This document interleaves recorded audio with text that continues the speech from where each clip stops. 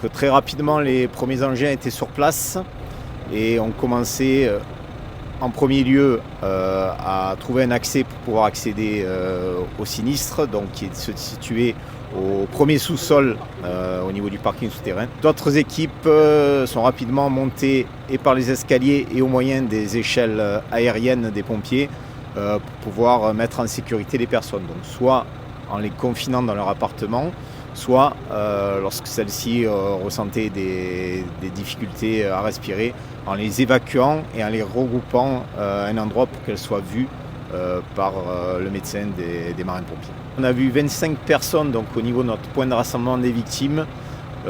14 d'entre elles donc, avaient inhalé des fumées et avaient un petit peu de monoxyde de carbone donc, dans le sang. Elles sont en cours d'évacuation vers le service des urgences de l'hôpital de la Timone. Le feu au niveau des véhicules est maîtrisé, c'est-à-dire qu'il n'y a plus de risque à ce qu'il s'étende donc, et ce qui se développe. Il concernait 4 véhicules, donc 4 voitures dans le parking.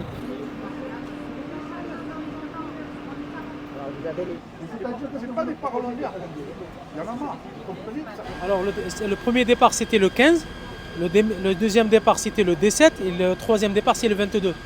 Un intervalle de 3 à 3 jours, un intervalle. Mais ça c'est criminel, c'est sûr et certain. Oui, bien sûr que ça c'est criminel. C'est incendie par accidentellement, oui, une fois ça passe, mais quand il y en a 4, sincèrement, il y a problème. Il y a problème. On n'est pas en sécurité, ils nous laissent tomber. On a beau leur dire, voilà, la porte d'entrée ne fonctionne pas, les garages sont ouverts, tout le monde peut rentrer et sortir. On n'est pas en sécurité.